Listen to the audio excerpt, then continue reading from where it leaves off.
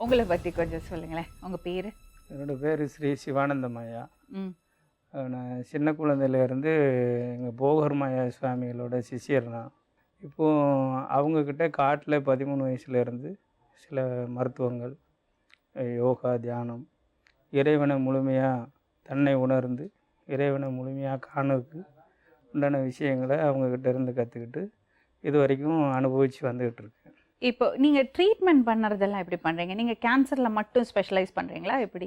ஒரு மனிதனுக்கு உச்சந்தலையிலேருந்து கால் பாதம் வரைக்கும் என்ன நோய் இருந்தாலும் குணம் ஆக்கிறதுக்கு உண்டான மருந்துகள் இருக்குது. இப்போது 4448 நோய் சொல்கிறாங்க. அது 4448 நோயும் அறிய முடியும். அதுக்கு 1,00,000 மருந்து இருக்குது. அந்த 1,00,000 மருந்துகளையும் கொடுக்கணும் அப்படின்னா 1,00,000 மருந்து செய்ய முடியாது. அதனால் வாதம், பித்தம், கபம் அந்த 72,000 நாடி நரம்புக்கு சரியான மூளைக்கு போய் சேரக்கூடிய அந்த கெயின்ஸ் சத்து மட்டும் உண்டாக்குறதுக்கு ஒரு 4 மருந்து கண்டுபிடிச்சிருக்கும். அது குரு மூலமாக. அது எந்த நோய்க்கும் கேட்கும். இப்போ நான் கொடுக்குற மருந்து. அப்போது நீங்கள் சொல்கிறது நீங்கள் சித்த வைத்தியம் தான் பண்ணுறீங்க? ஆமாம், சித்த வைத்தியம், ஆயுர்வேதிக்கு, யுனானி, நம்ம பாரம்பரிய மருத்துவம் எல்லாமே கலந்து தான் இருக்கும். அப்போ அது நீங்கள் கலக்கிறது உங்களோட கலக்கிறது என்னோட எக்ஸ்பீரியன்ஸ். இப்போ நான் மருந்து நானாக சில மருந்து செய்கிறதில்ல. சில மருந்தை இம்காப்ஸ்லேயே வாங்குகிறேன். சில மருந்துகள், சில சின்ன சின்ன மருந்துகள்லாம் மலையில் கிடைக்காது. இப்போ மலையில் கிடைக்கிற மருந்து மூலிகைகள்லாம் கிடச்சிக்கும், முக்கியமான மருந்து. இப்போ சில ஜாமான்களை இப்போ நம்ம கடை சரக்குன்னு சொல்லி வாங்கக்கூடிய இந்த கடை சரக்கு ஜாமான்கள்லாம் நமக்கு அந்த அளவுக்கு பலன் கொடுக்காது. ஏன்னா எல்லா மருந்துமே இறந்து போய் தான் இருக்கும். அந்த மருந்துகளை வாங்கி தான் நிறைய நாட்டு மருத்துவத்தில் இப்போ மருந்துகள்லாம் செஞ்சிகிட்டு இருக்காங்க. என்னோடய மருத்துவம் ஏழைங்களை காப்பாற்றுறதுக்காக, பணம் சம்பாதிக்கிறதுக்கு கிடையாது. நிறைய கூட்டம் இருக்குது உங்ககிட்ட? கூட்டம் நிறைய இருக்குது. ஆனால் பணம் நீங்கள் ஃபீஸ் வாங்குறது இல்லை? ஃபீஸ் வாங்குகிறேன். கொஞ்சம் வசதியான உள்ளவங்ககிட்ட கொஞ்சம் அவங்கள்ட்ட நீங்கள் என்ன கொடுக்க முடியுமோ அது கொடுத்துட்டு போங்க. இப்போது இவருக்கு நீங்கள் என்ன டயக்னைஸ் பண்ணீங்க? இவருக்கு இப்போது இவருக்கு நாடியில் பார்த்தீங்கன்னா அந்த வைரஸ் புற்று, அது வைரஸ் தான். அது எலும்புக்கு உள்ளே இருக்கும். இப்போ பயாப்சி டெஸ்ட்டு இவருக்கு பார்க்க முடியாது. இல்லைங்க, கேன்சருங்கிறது அப்நார்மல் செல் க்ரோத்து தான். அதுக்கும் வைரஸுக்கும் எந்த சம்மந்தம்? அது வைரஸ் இருக்குமா, அது பிளட் இருக்கு இல்லையாம்மா, அது எதிர்ப்பு சக்திக்கும் ரெட்டனுக்களுக்கும் சம்மந்தம் இல்லாத. நீங்கள் சாதாரண கேன்சர் டயக்னைஸ் பண்ணும்போது டெஸ்ட் எடுப்பீங்களா? டெஸ்ட் எடுப்பேன். இவருக்கு எடுத்தீங்களா? இவருக்கு எடுக்க முடியாது. ஏன்? இவருக்கு எலும்புக்கு உள்ளே இருக்கு. என்னங்க நீங்கள் அவருக்கு டெஸ்ட் எடுத்துட்டு அவருக்கு எதுவுமே இல்லைன்னு சொல்லியிருக்காங்க. The proof there is no cancer for him. அவருக்கு ஸ்பைனில் ப்ராப்ளம் இருக்குது. அவரோட எக்ஸ்ரேல நீங்கள் சொல்கிற மாதிரி வைரஸ்ஸு போனுக்குள்ளே இருக்கிறது எல்லாம் கிடையாது. அவரோட எக்ஸ்ரேல க்ளீனாக தெரியறது டிஸ்க் ஸ்லிப் ஆகிருக்கு. அந்த டிஸ்க்ஸ் ஒன்றுக்கு ஒன்று இடையில இருக்கிறது, அந்த இது போய் அது ரெண்டும் ப்ரெஸ் ஆகுது, இடையில இருக்கிறது நர்வ்ஸ் எல்லாம் ப்ரெஸ் ஆகுது. அதுதான் அவருக்கு ப்ராப்ளம். அது எக்ஸ்ட்ரீம் பெயின் இருக்கும், ஃபுல்லாக படுக்க போட்டுடும். அதுதான் அவர் ப்ராப்ளம். அவரோட நோய்க்கும் கேன்சருக்கும் சம்மந்தமே கிடையாது. பசங்கள்கிட்ட பேசினேன், நீங்கள் 4 பேரும் பொறுமையாக கேளுங்க. பிரச்சனை என்னென்னம்மா, உங்கள் பொண்ணுக்கு இன்னொரு பையனோட ஃப்ரெண்ட்ஷிப் இருக்குது, ரத்தீஷ்னு ஒரு பையனோட. அவர் டெய்லி வீட்டுக்கு வராரு. இது வயசு பொண்ணுங்க தானே, அவங்களுக்கு அது டிஸ்டர்பன்ஸாக இருக்குது. என்னென்னா அக்கம் பக்கத்துலலாம் தப்பாக பேசுறது அவங்களால தாங்கிக்க முடியலை. அப்போ தப்பா பேசுறாங்கன்னா நம்ம அத்தை இது தப்பா நடந்துக்காதானே இதுங்களுக்கு தெரியாது. டெய்லி வருதுங்கிறது தப்பான விஷயம். இங்க கூப்பிட்டாலும் சரி, என்ன இருந்தாலும் சரி, டெய்லி இந்த 4 பொம்பளைங்க இருக்கிறது வீட்டுக்கு டெய்லி ஒருத்தன் ஏன் வரணும்? என்னதான்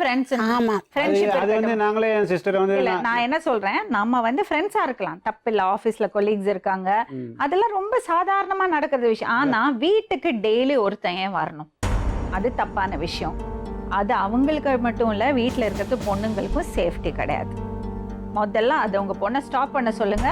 ஏன்னா புருஷனோட அவள் வாழ்ந்துட்டு இருக்கா, அங்கே ஒரு பெண் குழந்தை இருக்கு, அதெல்லாம இவரோட 2 பெண் குழந்தைங்களும் அங்கே வச்சிருக்காங்க. இந்த மாதிரி அவங்க பண்ணினீங்கன்னா பசங்களை கண்டிக்கிறதுக்கு அவங்களுக்கு என்ன ரைட்ஸ் இருக்கு? பசங்களை நம்ம எப்போ கண்டிக்க முடியும் தெரியுமாம்மா? நம்ம ஒழுக்கமாக வாழ்ந்தாதான் நம்ம பசங்களை கண்டிக்க முடியும்.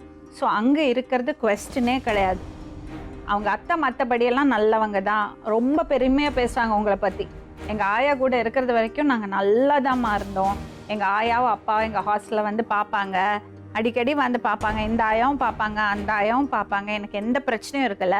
ஒரு வார்த்தை விட்டுருக்காங்க உங்கள் பொண்ணு, ஏதோ பீரோ திறந்து போட்டதுக்கு உங்கள் பேத்தி, உங்கள் பொண்ணோட பேத்தி திறந்து போட்டதுக்கு இவ திட்டி இருக்கா. திட்டினதுக்கு உங்கள் பொண்ணு இவளை திட்டிருக்கா. ஏன்னா சொந்த பெத்த பொண்ணை திட்டுறது அவளுக்கு ஏற்றுக்க முடியல. திட்டினப்போ இவளை பார்த்துக்கிறதுக்கு தான் என்னை கூட்டிகிட்டு வந்தியா அத்தை என்ன கேட்டிருக்கா. அவளை பார்த்துக்கிறதுக்கு நான் அம்மா இருக்கேன், உனக்கு யார் இருக்கா, நீ அனாதை தானே சொல்லியிருக்காங்க. தண்டை சோறு சொல்லியிருக்காங்க. பாப்பா சொல்றாளே கிளியரா சொல்றேன், அது அவளால தாங்க முடியல. ஸோ இதுதான் பிரச்சனை. அங்க இருக்கிறது குவெஸ்டனே கிடையாது.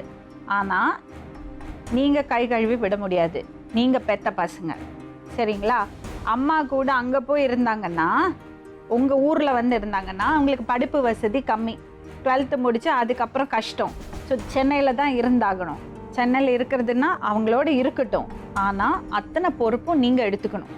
அவங்க செலவுக்கு நீங்க பாத்துக்கணும். அது எங்களால முடியாது மேடம். சரி, அப்ப சென்னையில யார் இருப்பாங்க? சென்னையில என் வீடு இருக்கு, என் கூட வந்து இருக்க சொல்லுங்க. நான் இருக்கேன், எங்க அம்மா இருக்காங்க, அம்மாவை நீங்களே வந்து இருப்பீங்க. நான் இருக்கிறேன், வந்து இருக்க சரி, சொல்லுங்க. ஒரு நிமிஷம். இப்ப நீங்க ரெண்டு பேரும் நீங்க எங்க சொந்த வீட்ல நான் இருக்கிறேன். உங்க வீட்ல வந்து இருப்பீங்களா? இருக்கிறேன்.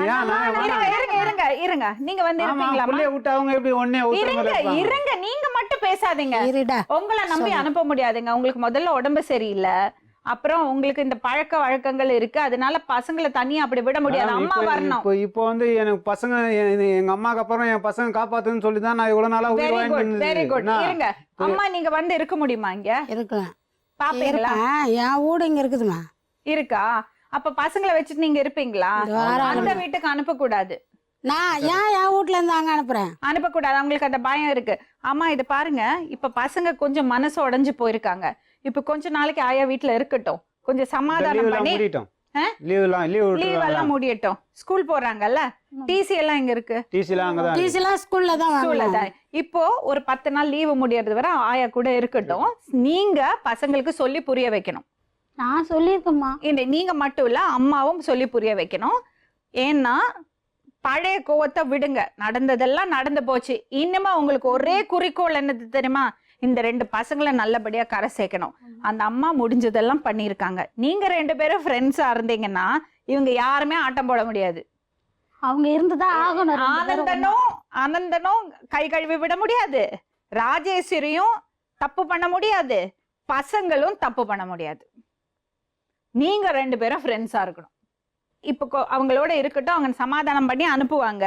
பசங்க அங்க போனதுக்கு அப்புறம் கூப்பிட்டு விசாரிப்போம், நல்லா இருக்கீங்களா அம்மான்னு. ஏதாவது பிரச்சனை அக்கம் பக்கத்துல அது இது பேசுறாங்க, அது பண்றாங்க, குழந்தைக்கு மன உளைச்சல் இருந்தா சைல்ட் வெல்ஃபேரை கூப்பிட்டு சொன்னோம்னா அப்புறம் அவங்க டேக் ஓவர் பண்ணிடுவாங்க. நம்ம கையில ஒண்ணும் இருக்காது. அதனால நல்லபடியா பாத்துக்குங்க, கிளம்புங்க.